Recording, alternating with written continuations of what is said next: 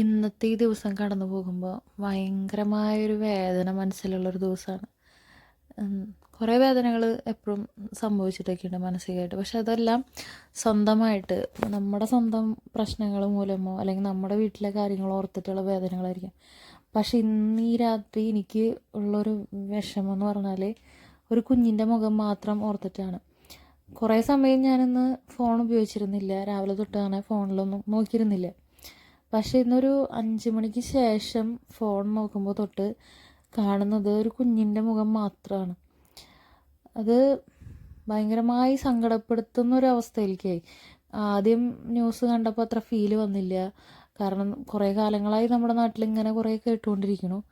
പക്ഷേ ആ കൊച്ചിൻ്റെ അനുഭവിച്ച യാതനകൾ, 51 മുറിവുകൾ, ആ കുഞ്ഞിൻ്റെ പ്രായം 1.5 വയസ്സ് മാത്രം പ്രായം എന്നൊക്കെ പറഞ്ഞപ്പോൾ ആദ്യം ഉണ്ടായ വേദനയേക്കാൾ 10 ഇരട്ടിയോ 10,000 മടങ്ങോ വേദനയായി മാറി. എനിക്ക് അത് എന്താ പറയണ്ടേന്ന് ഒന്നും അറിഞ്ഞൂടാ. പക്ഷെ എനിക്കിത് ഭയങ്കരമായ വിഷമം, ഇങ്ങനെ സെക്കൻഡായിട്ട് വിഷമം വന്നുകൊണ്ടിരിക്കുക.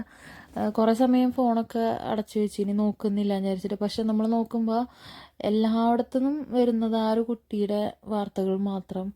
ആ കുട്ടി അനുഭവിച്ച ക്രൂരത. കാരണം ആ കുഞ്ഞ് ജനിച്ചത് ആരുടെയൊക്കെയോ എന്താ പറയുക ഉപദ്രവം ഏൽക്കാൻ വേണ്ടി മാത്രം ഭൂമിയിലേക്ക് വന്ന പോലെ ഇപ്പോൾ കേൾക്കുന്ന കാര്യങ്ങൾ. ഇനിയും കുറേ കേൾക്കാനിരിക്കുന്നു.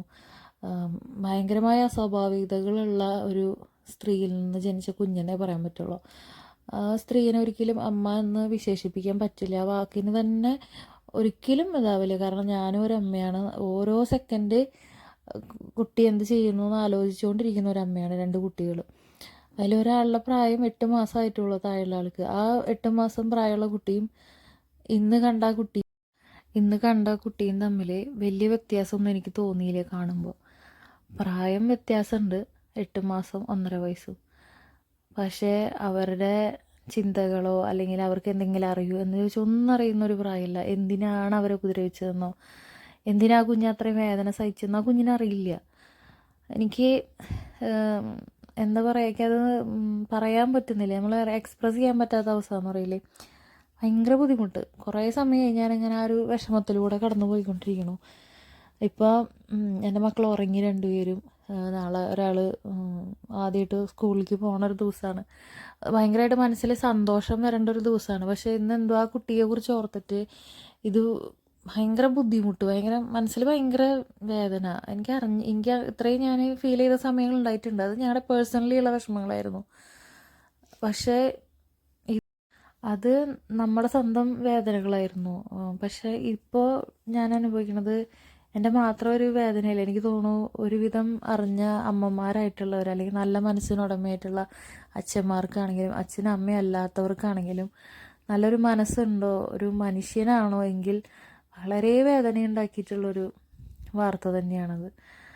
അത് എങ്ങനെ ആ കുഞ്ഞ് അതിലൂടെ കടന്നു പോയെന്ന് ചോദിച്ചാൽ അറിഞ്ഞൂടാ. 2 കൈയും ഒടിഞ്ഞിട്ട് പ്ലാസ്റ്റർ ഇട്ടിരിക്കുന്ന ഒരു ഫോട്ടോ ഒക്കെ കണ്ടപ്പോഴേ, ഇതൊന്നും ഇന്നലെ ഞാൻ കണ്ടിട്ടുണ്ടായിരുന്നില്ല. പക്ഷെ ഇന്ന് ഇപ്പോൾ കുറച്ച് സമയമായിട്ടുള്ള കണ്ടിട്ടുണ്ട്. പക്ഷെ അതിന് ശേഷം എനിക്ക് ഭയങ്കരമായൊരു അസ്വസ്ഥത. ആ കുട്ടിക്ക് വേണ്ട എന്തെങ്കിലും സംസാരിക്കണം എന്നൊക്കെ തോന്നിപ്പോയി. പക്ഷെ അവൻ അറിയണില്ല. അവൻ്റെ അച്ഛൻ്റെ ഒപ്പം ഉറങ്ങി എന്നാണ് ന്യൂസിൽ കാണുന്നത്. എനിക്ക് ഒരു സമാധാനമില്ലാത്ത അവസ്ഥ പോലെ തോന്നി. എനിക്കും 2 കുട്ടികളുണ്ട്. അവരെന്നെ എങ്ങനെയാണ് നോക്കണേന്ന് ചോദിച്ചാൽ എനിക്ക് പോലും അറിയില്ല. ഒരു തരം പ്രാന്താണ് അവരുടെ കാര്യത്തിന്. അവരൊന്ന് വീഴുമോ, അവർക്ക് എന്തെങ്കിലും പറ്റുമോ,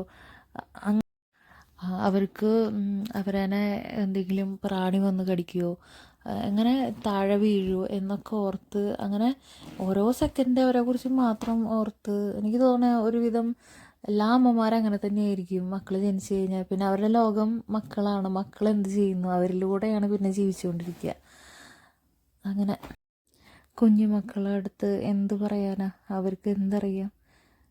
അത് കരുതി അവരെന്നെ ശാസിക്കാതിരിക്കാനോ ശിക്ഷിക്കാതിരിക്കാനോ അല്ല, അവരുടെ പ്രായത്തിനനുസരിച്ച് അവർക്കുള്ള അറിവിനനുസരിച്ച്.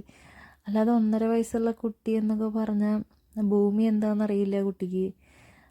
എന്താ ഭൂമിയിൽ നടക്കണേന്നും അറിയില്ല. ആ കുഞ്ഞിനെ എന്തിനു ഉപദ്രവിച്ചു, ആരുടെയോ ദേഷ്യം തീർക്കാൻ വേണ്ടിയിട്ടാണോ എനിക്ക് എന്താ പറയണ്ടതെന്ന് സത്യം പറഞ്ഞാൽ ഒന്നും മനസ്സിൽ വരുന്നില്ല. ഞാനൊരു പ്ലാൻഡ് ആയിട്ടുള്ള വീഡിയോ അല്ല, അല്ലെങ്കിൽ ഞാൻ കുറേ ഇരുന്ന് ആലോചിച്ചിട്ടൊക്കെയാണ് ഓരോ കാര്യങ്ങൾ. അതൊന്നുമല്ല, ഞാൻ റാൻഡമായിട്ട് ചെയ്തൊരു വീഡിയോ മനസ്സിലെ വിഷമം ഒന്ന് തീരാൻ വേണ്ടിയിട്ട്, അല്ലെങ്കിൽ എനിക്ക് ആരോടെങ്കിലും ഒന്ന് പറയാൻ വേണ്ടിയിട്ട്, വേറെ ആരുടെ അടുത്ത് ഇപ്പോൾ പറയാനും വഴിയില്ല എന്നുള്ളതുകൊണ്ട് ചെയ്തൊരു വീഡിയോ ആണ് കേട്ടോ. എനിക്കറിയില്ല ആ ഒരു വിഷമം എങ്ങനെ പറഞ്ഞറിയിക്കണമെന്ന്. അപ്പോൾ ശരി, ഞാൻ എൻ്റെ മക്കളുടെ വീഡിയോസ് ഇട്ടു എന്ന് മാത്രം ഇതിനെക്കുറിച്ച് പറയുമ്പോൾ കുട്ടികളെ കാര്യമല്ലേ പറയാൻ പറ്റുള്ളൂ. അത് കാരണം കുട്ടികളുടെ വീഡിയോസ് ഇട്ടു എന്ന് മാത്രം. ഇതൊക്കെ ഓൾറെഡി ഞാൻ കുറേ വീഡിയോസ് ഇട്ടിട്ടുള്ളതാണ്. അപ്പോൾ ശരി, ബൈ.